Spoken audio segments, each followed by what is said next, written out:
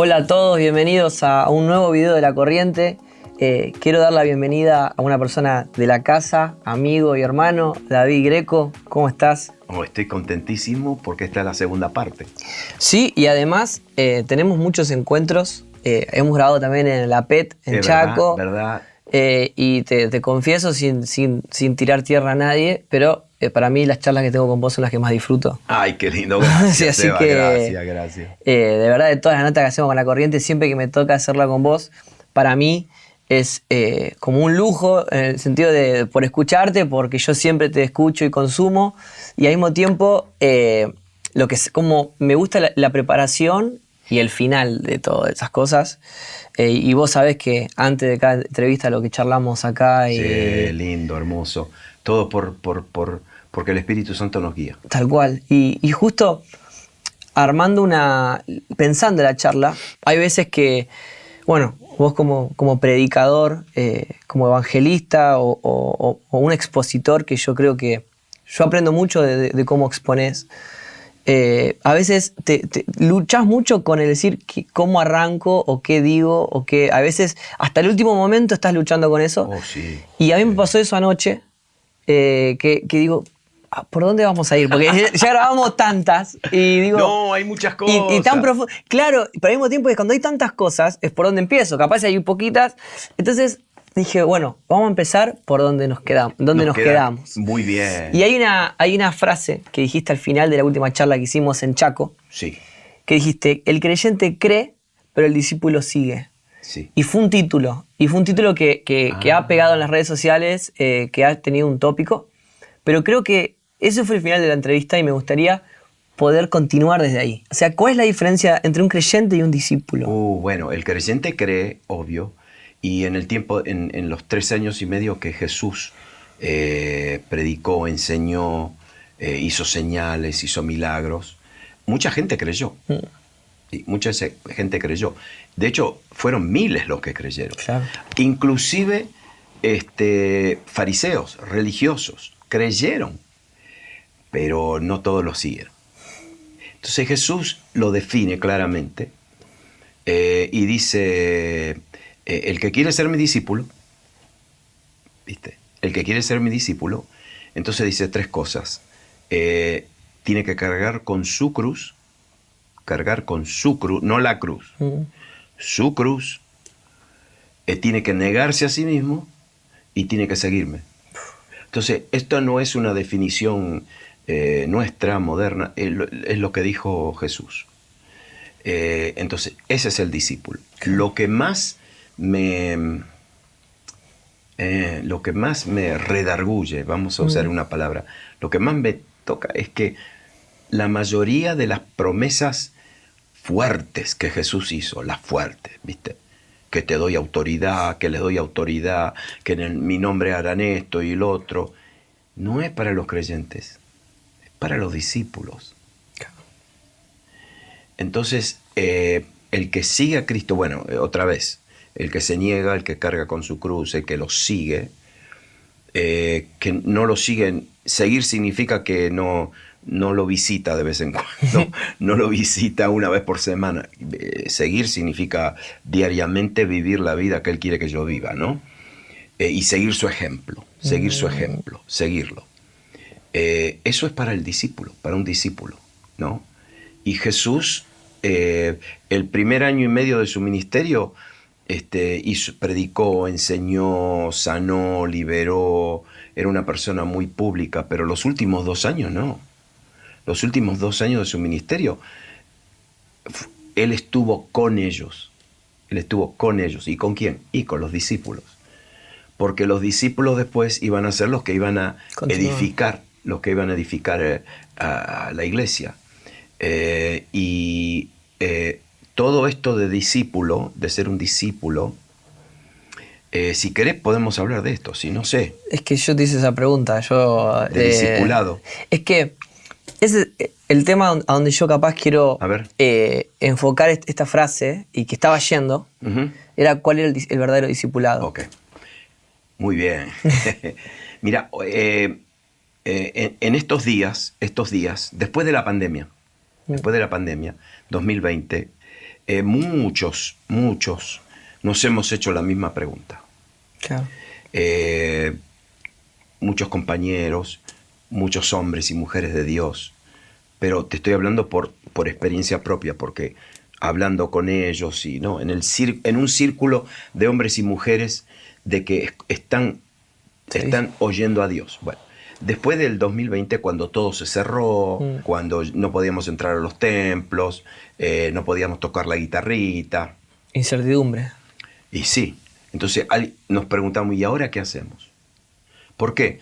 Porque como que teníamos la impresión de que toda la vida del creyente estaba toda basada en la iglesia, en el templo, en las actividades, en los programas. Bueno, entonces por años nos hemos dedicado a eso, ¿no? De tener un concepto de la eclesía, de la iglesia, en un lugar donde nos reunimos todos, y eso está bien, pero ese no es el verdadero significado.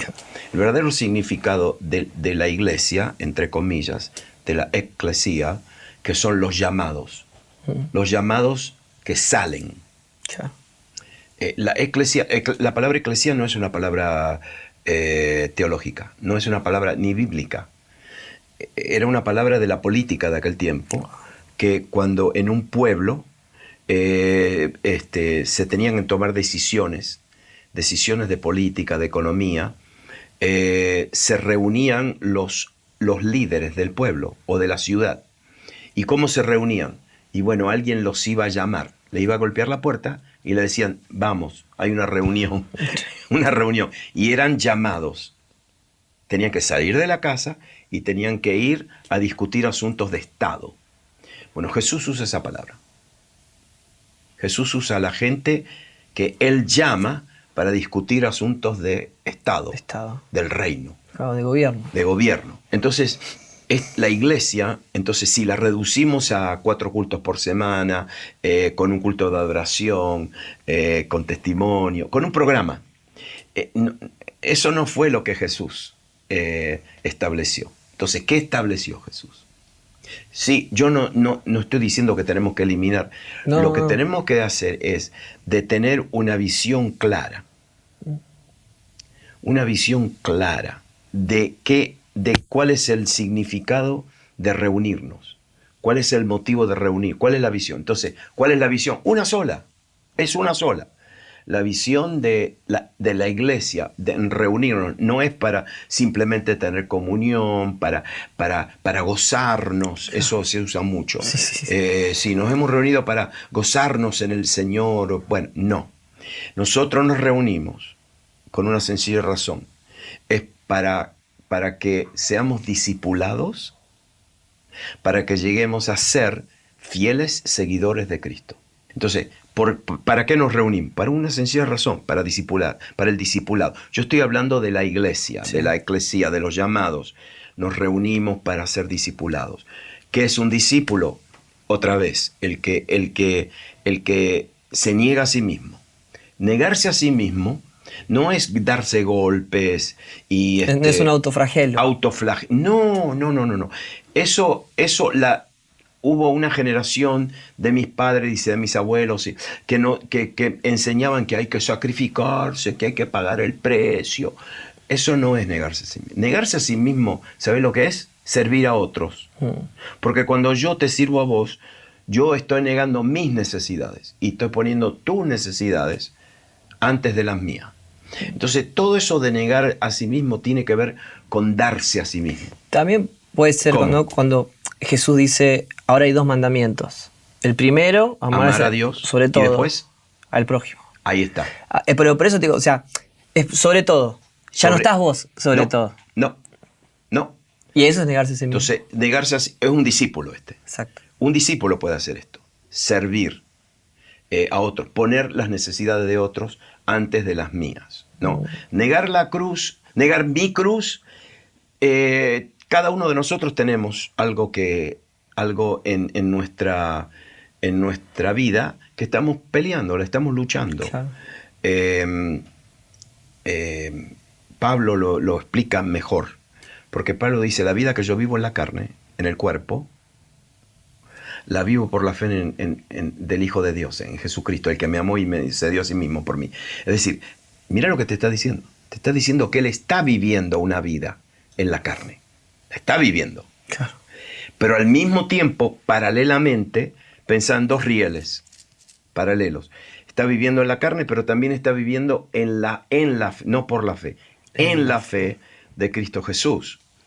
Entonces, por ejemplo, a mí me enseñaron que no, vivir en la carne no, hay que matarla, hay que morirla, hay que enterrarla, no podés. Tenés que vivir en el espíritu. Y claro, cuando recibís esa verdad, vivís torturado, porque después tenés un mal pensamiento, un mal comportamiento, te sale algo por la boca, decís algo y un pensamiento, entonces te deprimís. No, el creyente vive, es un camino paralelo. Son dos rieles, en la carne, en Cristo. Ahora, claro, yo tengo a Cristo y ahora yo no peleo más contra el diablo, contra el pecado solo. Cristo y yo peleamos. Yeah. Es decir, no estoy solo. Entonces el discípulo entiende esto y se discipula y se entrena a seguir a Cristo, entendiendo que somos humanos, que vamos a ser tentados, que vamos a pasar por pruebas, pero dentro de nosotros está el poder de la resurrección. Hay un libro de Abel Balestrieri que dice que la cruz te llama, todo el tiempo te dice vení al juntamente, ¿no? Que es juntamente con él crucificado, sepultado, resucitado, y resucitado y glorificado. Y glorificado. Sin la resurrección, nuestra fe, bueno.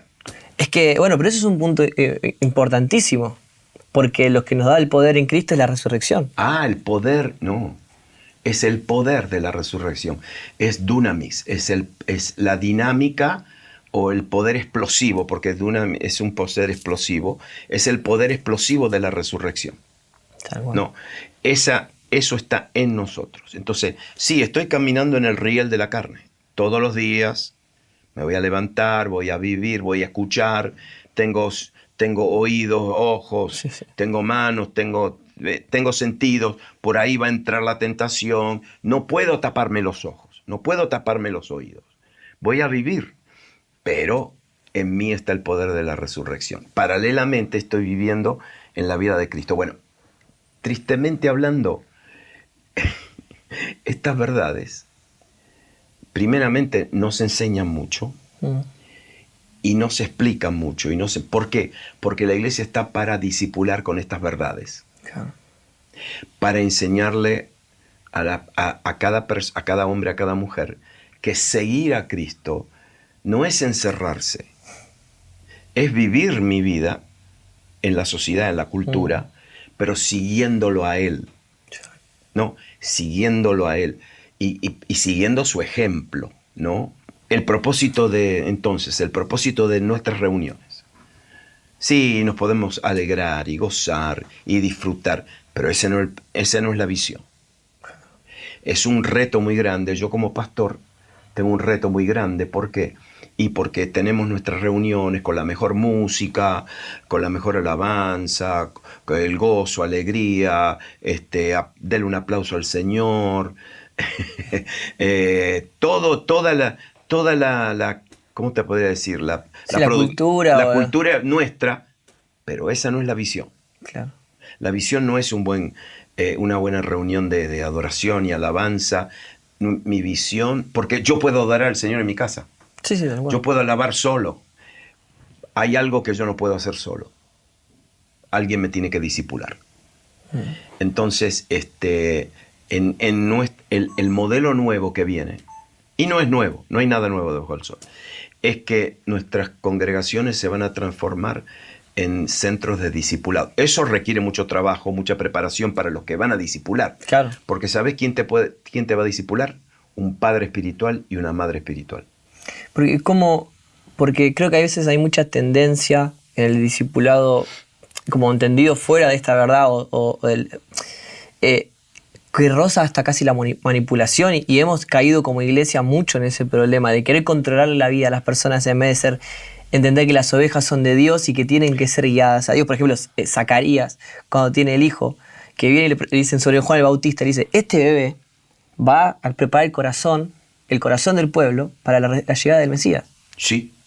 Bueno, mira, esto lo escucho mucho. A gente que supuestamente están discipulando y dicen, este es mi hijo espiritual. Esta es mi hija espiritual.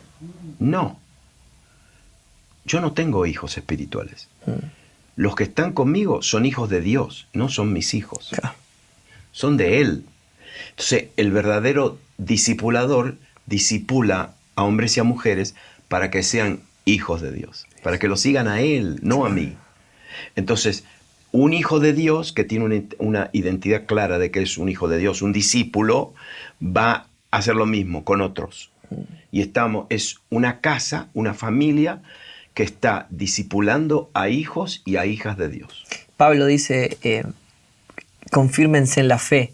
Y es un concepto súper interesante como comunidad, el hecho de confirmarnos en la fe. Afirmarnos. Sí. Claro, pero hay fortalecernos. Fortalecernos, afirmarnos, confirmarnos. Es un hecho de como que toda incidencia o toda acción que nosotros tengamos sobre el hermano, que sea confirmarlo o afirmarlo en Cristo. Esa es la visión. Esa es la visión. Es decir, no tenemos una visión de alcanzar y de llegar a un número de personas. Esa no es la visión. Exacto. La visión es ser una casa donde hay padres y madres espirituales que discipulan a hijos de Dios e hijas de Dios para que sean fieles seguidores de Cristo. ¿Por qué? Yo no sé si hay una segunda parte de esto, pero después me gustaría hablar acerca de qué función y qué fruto tiene uno que es un discípulo de Jesús. Pero me gustaría saberlo ¿Ya? ahora, sí. ¿Ya? Sí, Bueno, obvio, mira. obvio. Porque yo lo que te estaba por repreguntar era eso, ¿no? Porque Juan en un momento relata que Jesús le dice, cuando le empieza a decir, los fariseos le decían, nosotros somos hijos de Abraham, ¿por qué me dice que somos libres? Y él dice, ustedes procuran matarme porque mis planes no entran en los suyos. No. Entonces, y los llamó hijo de... Y los llamó hijo, claro. Pero me interesa que diga, ustedes procuran matarme porque mi verdad no entra en sus planes. Sí. Entonces, eso es el primer mandamiento. Y eso me parece que es lo que identifica con un fruto de discipulado, porque ya no es un sacrificio ahora la obediencia. Ahora la obediencia se empieza a convertir en un privilegio. Es un privilegio. Y en una naturaleza. Bueno, mira, te puedo hablar en el lenguaje de hoy. Sí. Está bien, tecnológico. Me gusta. Bueno, mira. Millennial. Bueno, en el lenguaje de hoy. En el lenguaje de hoy. Y vos tenés una compu ahí, así que te voy a... Mira lo que dice, que nosotros, todo el proceso de discipulado, de crecer, de seguir a Cristo, todo el proceso de crecer como hijos e hijas de Dios. Mira cómo lo dice Pablo. Dice que nosotros, contemplando la gloria del Señor, somos ¿qué? Transformados a su ¿qué? A su imagen. A su imagen. Entonces, la verdadera acción que tiene el discipulado es que la gente cambia. Claro. Es transformada. La palabra transformación es la palabra metamorfosis. Claro. Sí, ok. Ahora, fíjate, me voy a concentrar en la palabra imagen. Ok. Que nosotros, bueno, obvio, estamos hechos a la imagen y semejanza de Dios, pero eso está en Génesis. Eso es antes de la muerte del hombre. Ahora nosotros, ¿qué? Recibimos a Jesús, recibimos su vida y ahora verdaderamente somos transformados a la verdadera imagen de Cristo. Ahora, me encanta la palabra imagen, porque la palabra imagen es la palabra ícono. Ícono. Claro, ícono. Ahora vos tenés una computadora. ¿Qué hay en tu pantalla? Claro, sí, íconos. ¿Cómo? Íconos. Tenés el ícono de Google. Sí. Ahí está, ¿lo tenés? Una pregunta. ¿Qué sucede cuando tocas el icono de Google? El inicio. ¿Qué sale? El inicio. Sale todo. Te metes en un mundo con 4.000 millones de documentos de que te sale toda la actividad del mundo etéreo. Sí, bueno, mira lo que dice la Biblia. Que yo soy un ícono. ¿De quién? De Cristo. Y si alguien me toca, ¿Qué tiene que salir? Todo. Cristo. La vida de Cristo. Eso es un proceso de transformación, ¿viste?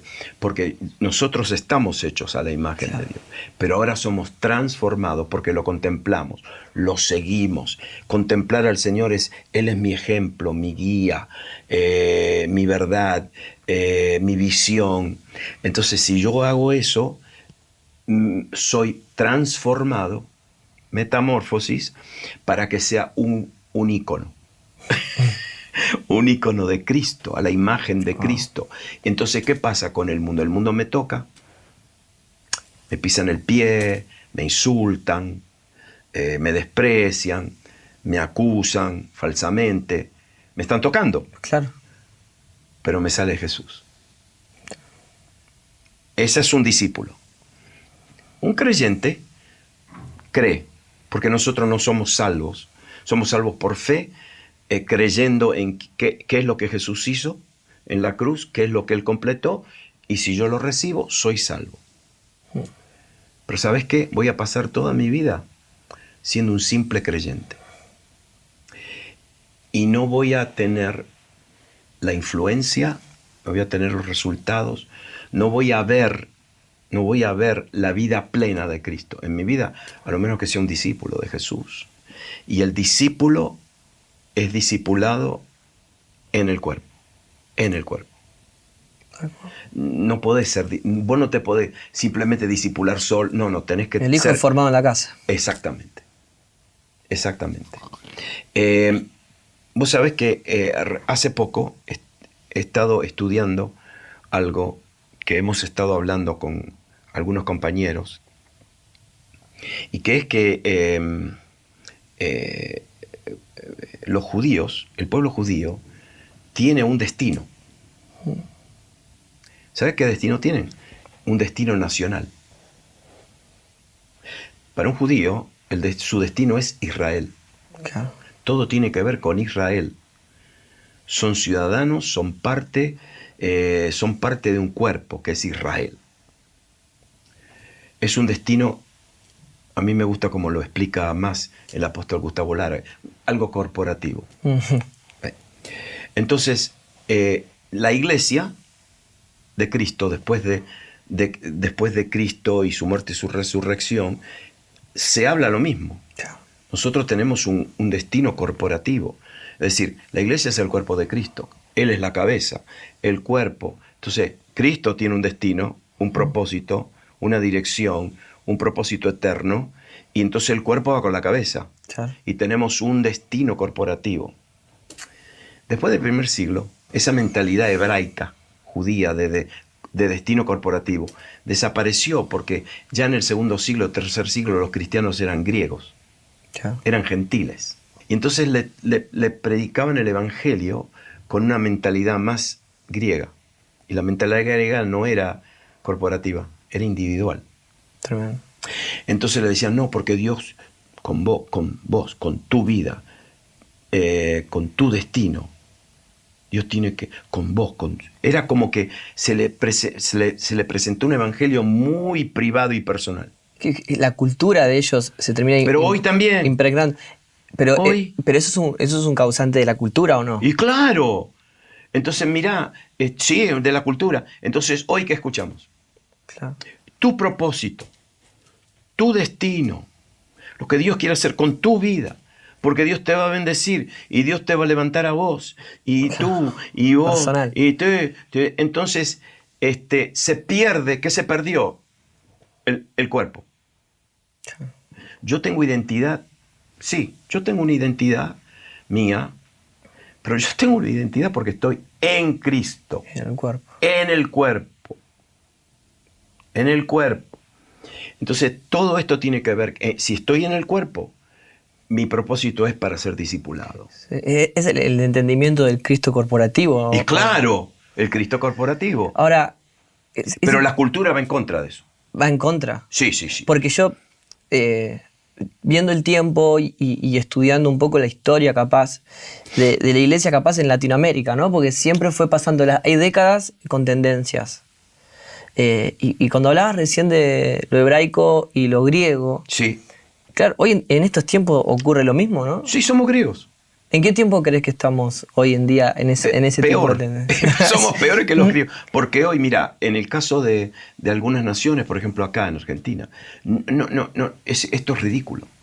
El argentino es el que más va a terapia, a psicólogos y a psiquiatras. Claro. Claro, ahora ha bajado un poquito por el asunto, el problema económico.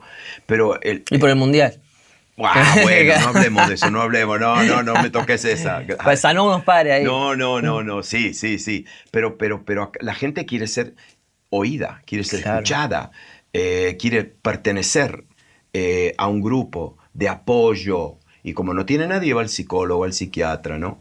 Y entonces, hoy, todos los materiales de ayuda, Sí, autoayuda. autoayuda, que podés mejorar, que vos podés. El punto de vista bíblico, yo no puedo. Claro. El punto de vista bíblico, por eso yo tengo a Cristo. Con Cristo yo puedo. Con Cristo todo lo puedo en Cristo que me fortalece.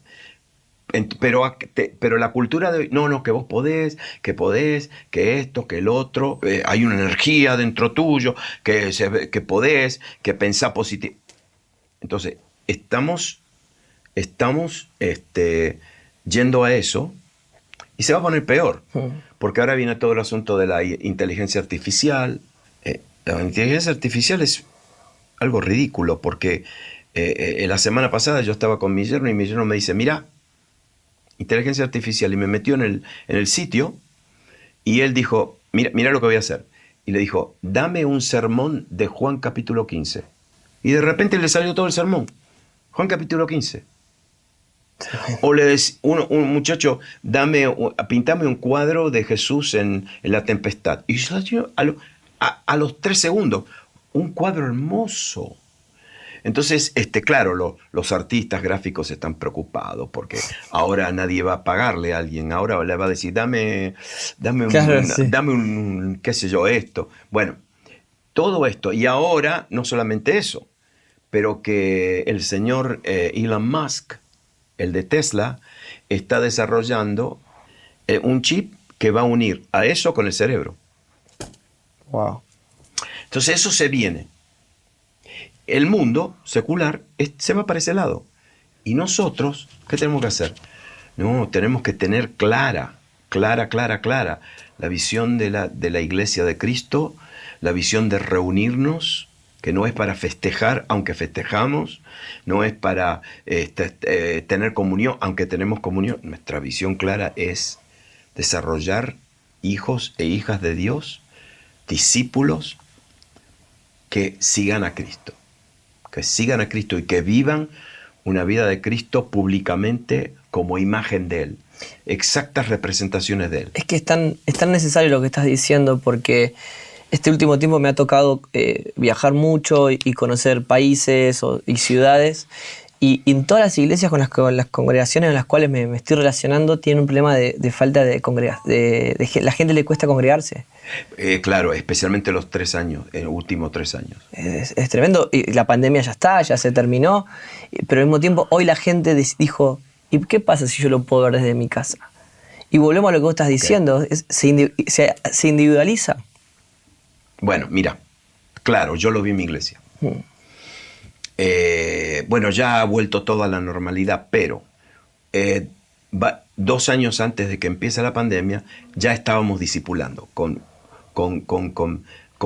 nuestros materiales, estábamos discipulando para desarrollar una mentalidad de hijos, bueno, todo eso.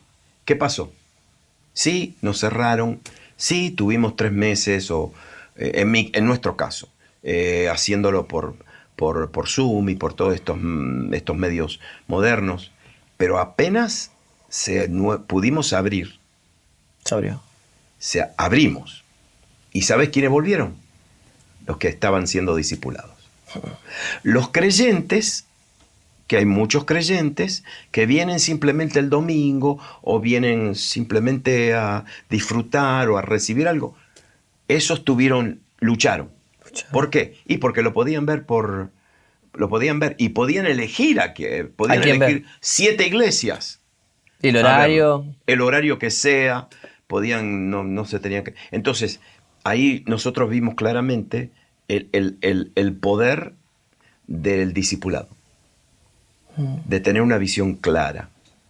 Y no solamente eso, que después, es decir, la visión clara de discipular en un ambiente de amor. Claro. Eso. Pero, por ejemplo, lo comentabas de la inteligencia artificial. Ajá. O la gente puede ver, si quiere, los cultos de la casa, desde la cama, en el horario que quiera, al pastor que quiera. Si le está aburriendo la prédica, puede poner otra, o puede cambiarle la velocidad. Y de repente, si queremos hablar con alguien que está en la otra parte del mundo, tenemos una videollamada que se ve perfecta, de una calidad perfecta. Y tenemos hoy en día comodidades en las cuales hace 10 años, no te digo 20 o 30 años, hace 5 o 10 años no nos imaginábamos que podríamos estar viviendo. Pero cada vez encuentro más gente insatisfecha y luchando con la insatisfacción. Y puedo ir capaz un poco más profundo. Hermanos, o sea, Jesús dijo: yo soy el pan de vida. El que come de mí nunca más tendrá hambre. El que bebe de mí nunca más tendrá sed.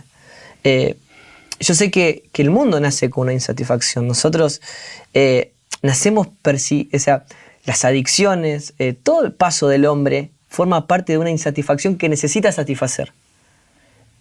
Y nosotros entendimos que hubo una persona que dijo: yo soy la satisfacción.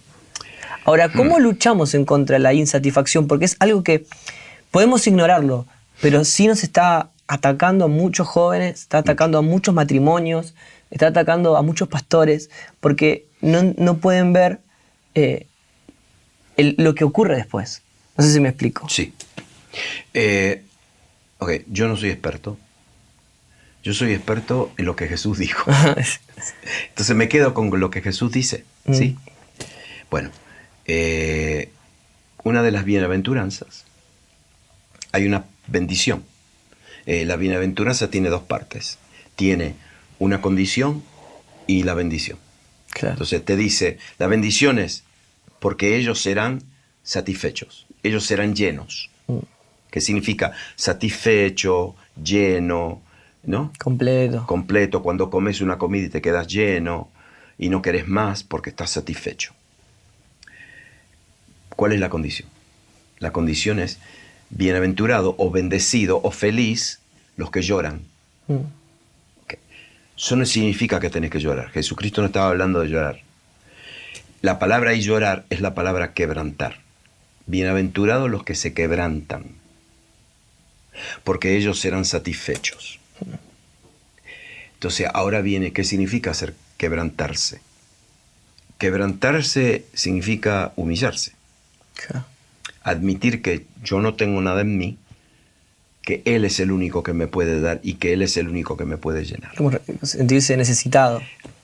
El que llora dice: Señor, yo te necesito. Reconoce. Reconoce que no puede. Entonces, por ejemplo, en un matrimonio, la mayoría de personas se enamoran, la mayoría de gente normal, es algo muy normal, se enamoran con un concepto de que esta persona me va a hacer feliz. Claro. La media naranja, se podría decir. Claro, la otra mitad, la media naranja. Esta persona me va a completar, me va a hacer feliz. Bueno, los científicos dicen que el enamoramiento dura 18 meses. Porque eso del enamoramiento es todo un complejo químico acá en la parte de atrás. Bueno, es decir, te dura 18 meses. Después te das cuenta que esa persona no te va a hacer feliz. No es la persona que te hace feliz. No. Hay personas que sufren toda su vida y después de 40 años se divorcian. Y uno dice: pero escúchame, vivieron 40 años y se van a divorciar. ¿Cómo? Y bueno, porque vivieron toda una vida de crisis donde esperaban, tenían la expectativa, falsa expectativa, que la otra persona le iba a hacer feliz. Ninguna persona me puede hacer feliz. Ninguna persona me puede llenar, satisfacer. Solamente la vida de Cristo, solamente Jesús. Pero, cuidado, otra vez, estamos haciendo la diferencia entre creyente y discípulo. Esto de bienaventurados los que lloran porque ellos serán satisfechos, te voy a decir cómo empieza en Mateo 5. Y Jesús se subió al monte y empezó a enseñarle a sus discípulos. Entonces, estas verdades, como que Jesús está diciendo, esto no es para cualquiera. Esto es para un discípulo que me está siguiendo. Entonces, bueno, por ejemplo, yo me casé, a mí no me enseñaron todas estas cosas. Las tuvimos que aprender en el camino. Y uno rápidamente se da cuenta, por ejemplo, gente que va a una iglesia, no me gusta, no me llena, no hay palabra, no hay profundidad, no hay esto, no hay lo otro. Nadie te va a llenar. Nadie te va a llenar. Solamente es Cristo, la vida de Cristo, que la tengo que vivir diariamente, transformación diaria, seguir a Cristo diario, todo lo que tiene que ver. Y está todo en el proceso de reconocer, de quebrantamiento significa yo me quebranto y yo entiendo que yo no soy, o que no es otra persona, o que no es un grupo de personas, es Él.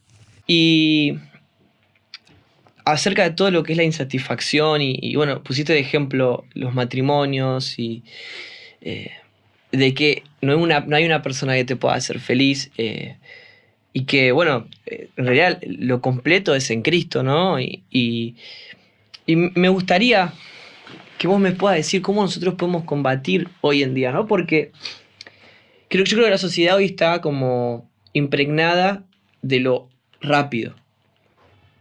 Instagram, TikTok, YouTube, todas son transmisiones en vivo, porque se necesita saber el día a día, el hora a hora, segundo a segundo. Yo soy músico, hay canciones que salen y a la semana que salieron ya son viejas. ¿Cómo se puede combatir? Porque hay una insatisfacción, ¿no? Jesús dijo, yo soy el pan de cada día. Ahora, ¿cómo nosotros... hay tanta gente, creo, del otro lado, tantos hijos... Bueno, Juan Balestrieri dice algo que es interesante. No hay que ser de cuna cristiana, hay que ser de mente cristiana. Hay tanta gente que vivió tantos años siendo creyente, David, y de verdad te abro mi corazón hacia lo que yo veo. Sí. Hay tanta gente que pasó tantos años escuchando, sentada, alimentándose, pero que hoy en día fue criado por la cultura y no fue criado por un señorío de Cristo.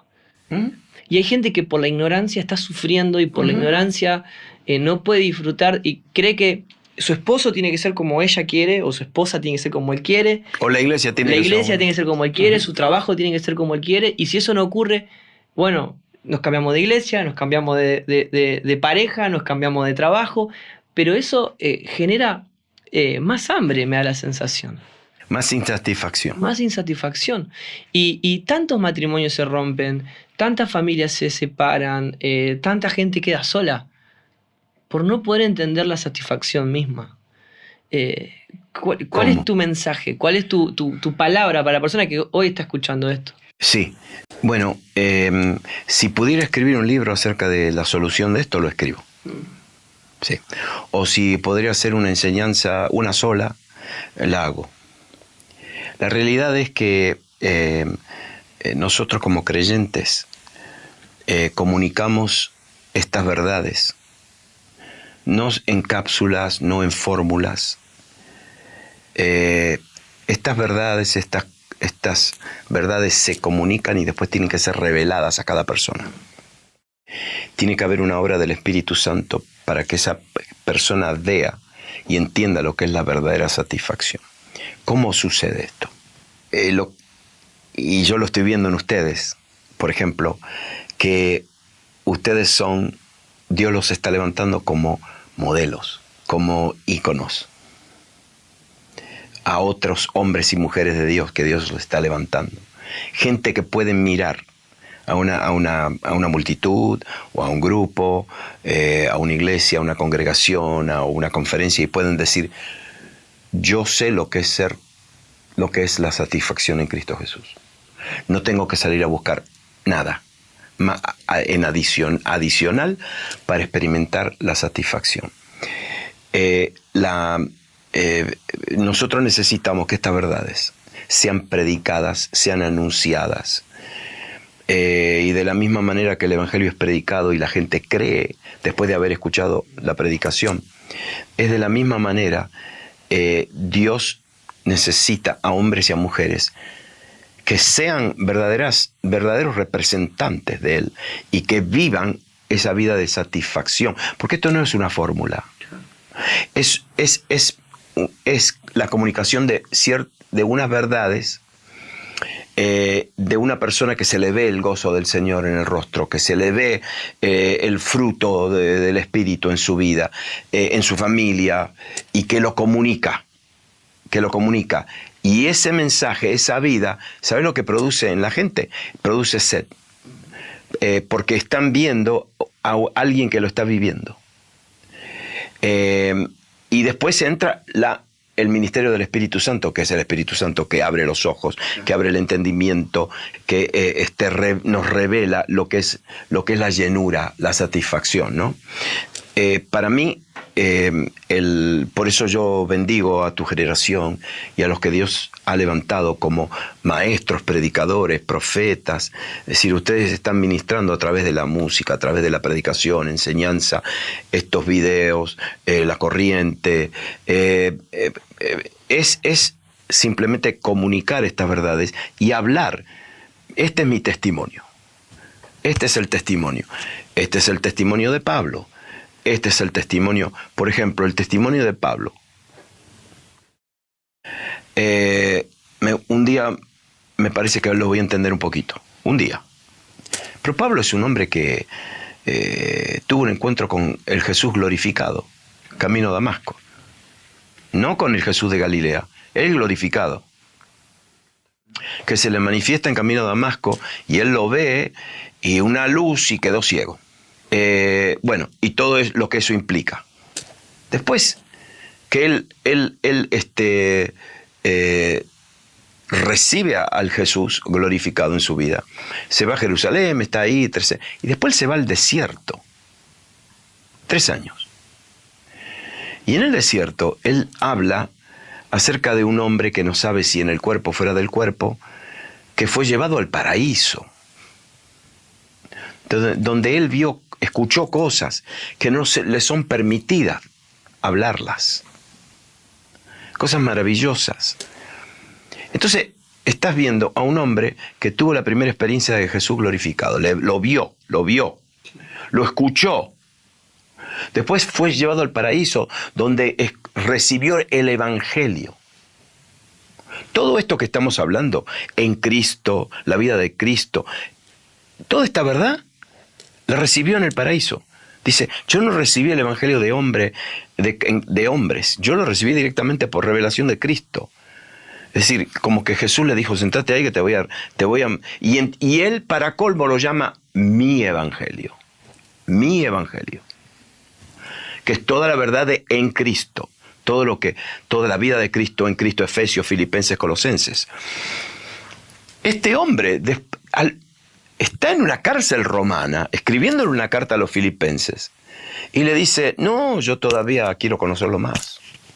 Y mira lo que le dice. Le dice, porque yo lo quiero conocer en el poder de la resurrección y en la comunión, o en la comunión de sus sufrimientos. Entonces lo que te está diciendo es, yo experimento la realidad de la vida cristiana en mí, sufriendo y experimentando el poder de resurrección. Claro, ¿a quién le gusta sufrir? ¿A quién le gusta pasar por una prueba? ¿A quién le gusta pasar por necesidad? ¿A quién le gusta? A nadie. A nadie. Pero Pablo te dice, para experimentar esta satisfacción, tenés que entender que sí, vamos a pasar. En el mundo tendréis aflicciones. Pero en nosotros hay un poder que nos resucita, que nos levanta. Que nos levanta de cualquier situación. Entonces, yo me alimento de esa palabra, del ejemplo de Pablo.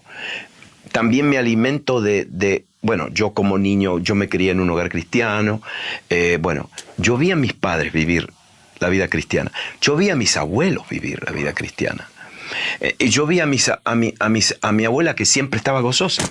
Siempre se reía, aleluya, cantaba, pero eran gente humilde, gente que vinieron de la guerra, donde cada noche los bombardeaban. Mi abuela pasó por enfermedades, por necesidades, era una viuda, pero tenía una alegría y un gozo. Entonces yo vi eso. Mi papá, mi mamá, yo les vi vivir una vida. Entonces ¿qué podemos hacer? Lo que podemos hacer es brillar. Cada uno de nosotros, que entendemos y recibimos más y que tenemos esta satisfacción, brillar, hablar, comunicar, testificar, esto nos tiene que consumir. Porque esto, ojalá alguien pueda escribir un libro. Mira, paso número 1, paso número 2, paso... No, porque esto no es un 7 pasos a la satisfacción. Esto es una obra del Espíritu Santo en nuestra vida. ¿Y cómo eso? Es porque yo escucho la palabra y el Espíritu Santo después ilumina la palabra y me revela la palabra. Y también veo testimonios. Veo testimonios. Por eso la función de la iglesia, del cuerpo, es tan importante, porque en el cuerpo tienen que haber gente, hombres y mujeres, que vivan esa vida de satisfacción. Eso que Pablo decía en la cárcel, y lo quiero conocer aún más, me quiero apasionar aún más. Pero es loco eso. Es muy loco, porque eso es también lo que genera la pasión, en el sentido de que yo una vez escuché una historia de un matrimonio, de un hombre que le dice a la mujer, mira, Dios me muestra que tenemos que ir a África de misioneros, y ella le dice, a mí no. Sí. Y él le dice, bueno, créeme que Dios me lo está diciendo. Entonces ella le dijo, bueno, yo te creo a vos, aunque no entienda que Dios lo esté diciendo. Entonces ellos van, y la mujer se enferma, y se muere. Entonces él entra en una depresión impresionante, entra en una tristeza, y él junta todas sus cosas y se vuelve a su país de origen para volver a una vida común y corriente. O sea, en el sentido de intentar rehacer su vida y dejar todo lo que él entendía que Dios le había llamado a hacer. Y empieza a juntar todo y agarra las cosas que había quedado de su esposa y encuentra una carta. Y en la carta le hablaba a su esposa directamente a él, diciéndole, amado esposo, yo sé que en el momento que leas esta carta te vas a sentir culpable, vas a estar preocupado, depresivo, triste, pero yo te quiero decir algo. No quiero cambiar nada de lo que ocurrió. Dice, si yo estoy conforme de haber venido hasta aquí, estoy conforme de haber pasado este tiempo con nuestros hermanos, estoy conforme de haberme pasado creerte de que Dios te habló. Dice, pero hay una sola cosa que yo cambiaría. Dice, porque yo, si tendría que volver a hacerlo, lo haría de nuevo. Pero la única diferencia es que ahora lo haría con más gozo. Claro. Y cuando yo leí esa historia, para mí fue fuerte. Qué lindo. Porque ahí está la satisfacción. No en la circunstancia, no, sino en la certeza. En la certeza de un Dios que es eterno y no mira hoy, este momento. Mira el destino completo de nuestras vidas. Y ahí está nuestra satisfacción. Te voy a decir, en 2000 años de historia de la iglesia, y después otros hombres y mujeres que vivieron vidas esperando al Mesías, ¿no? Esperando. Sin embargo, en esa expectativa tenían satisfacción. Pero ahora en la iglesia, miles y miles, millones de personas han sufrido, han pasado y han experimentado la satisfacción. Esto no es un cuento, esto es una realidad. Es una realidad. Si yo estoy insatisfecho, ¿sabes lo que necesito? Más de Cristo, más de su presencia, más de su revelación, más de su conocimiento, más de su gracia, más de Él. Eso es lo que yo necesito. El vacío en nuestro corazón, ¿sabes? Es el vacío de Dios. Cuando Dios lo llena, ya está, ¿no? David, de verdad, gracias por tu tiempo, porque cada vez que aterrizás en Argentina No, pero yo estoy esperando venir acá, ¿no? Nosotros estamos siempre ahí mirando tus redes sociales a ver si estás por venir o no. Sí, no. Pero bueno, creo que voy a volver en septiembre. En septiembre, y bueno, esta semana seguro igual nosotros nos vamos a seguir viendo. Dale. Así que gracias, de verdad. De nada, por favor, gracias por querido. Tu tiempo. Es una bendición estar con ustedes. Le mando un saludo muy grande a todos, pues se pueden suscribir en todos los canales, tanto de David Greco como de La Corriente. Les mando un abrazo muy grande a todos.